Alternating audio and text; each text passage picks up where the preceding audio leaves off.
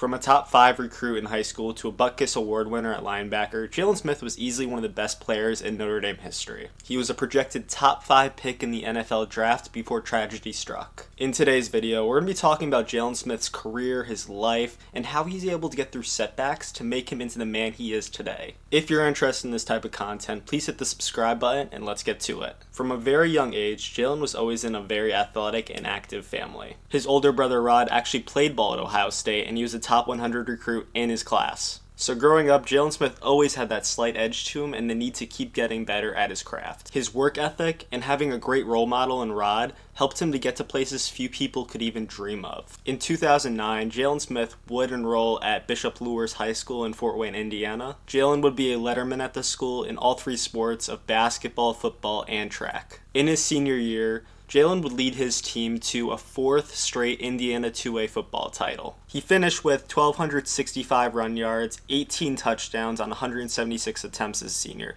In 2012 to go with 10 catches, 66 yards, and 2 more touchdowns offensively. Defensively, he recorded 72 tackles, 19.5 of them for loss, 8 sacks, 2 forced fumbles, 1 fumble recovery, and 7 pass deflections. Overall, you can say great football play runs in the family. This great senior year would lead to a bunch of scholarship offers from all around the country, and in a very surprising decision, Jaylon Smith would choose to commit to Notre Dame over Ohio State. Jaylon would say that the thing was, when I saw it, I knew. Once he saw what Notre Dame had to offer and the campus, Jaylon knew that was the place for him. When Smith arrived on campus in the spring of 2013, there was massive expectations for him. As a former consensus top 3 recruit, people were expecting Smith to be at the level of Manti Te'o. Luckily for Smith, all 3 starting linebackers were leaving Notre Dame the spring that he arrived. Because of his talent and his skill, he would beat out Ben Council, which would mean he would start as a true freshman. And as a true freshman, Smith would live up to the hype. He recorded 67 tackles, including 6.5 of them for loss,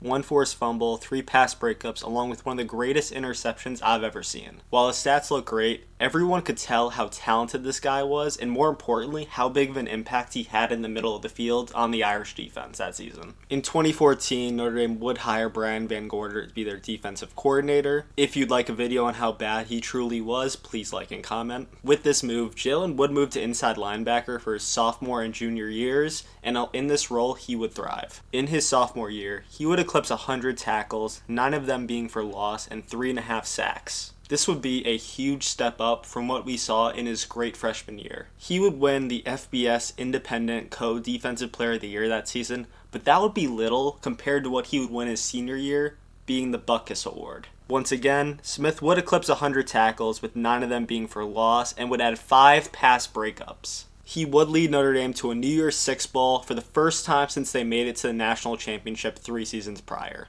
This is where Jaylon would face his biggest hurdle to date.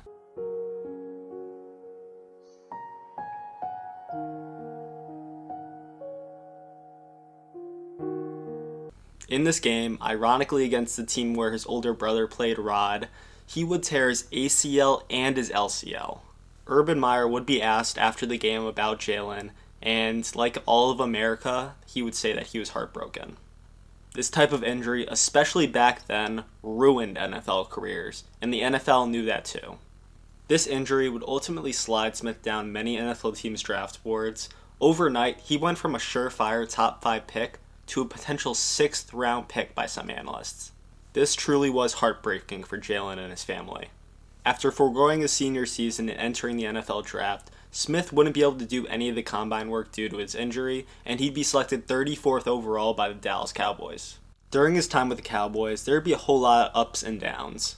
To start, Smith would be inactive for the entire 2016 NFL season due to the prior year's injury. The Cowboys knew this, however, so they were banking on the fact that he'd be a superstar when he could come back fully healthy. In the 2017 season, the Cowboys mainly just wanted to ease him back into football, so he was a backup for most of the season, only using him really on running downs. That season, though, starting linebacker Anthony Hitchens would get injured, which would thrust Smith into the starting role. Smith would take advantage, however, and he'd look like his old self in the process. In 6 starts, Smith recorded 81 tackles, 2 forced fumbles, and a sack. Overall, a very good season. In 2018, however, he'd be the full-on starter, and he would take advantage. Smith would have 121 tackles, 4 sacks, 4 passes defended, 2 forced fumbles, and a touchdown that year. This would lead to him being 61st on the top 100 players voted on by the players. This season would pay real dividends for Smith, as he would get a new 4-year, $64 million contract from the Cowboys.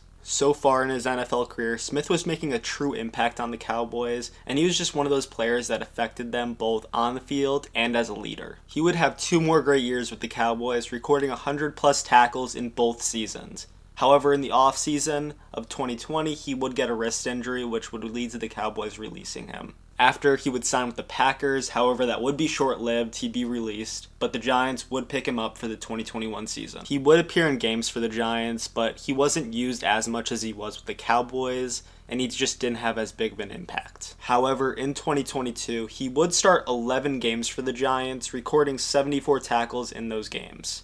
After the season, the Giants would release him, and he'd turn into a bit of a journeyman until 2023, where the Steelers released him, and he has not been signed since. Despite his NFL career being over, what Smith has done off the field might be even considered even more impressive. To start recently, Jaylon actually partnered with Jinya Ramen Bar, and he's opened up his very own location at Notre Dame's campus. Jaylon has also started MEI Capital Fund, which pretty much just invests in really good small businesses. And to add on to all of that, he's on the board of Cohatch's board of advisors. Overall, what he's doing as an entrepreneur off the field is amazing. From 2-time Butkus Award winner to NFL Pro Bowler to entrepreneur, the story of Jaylon Smith is amazing.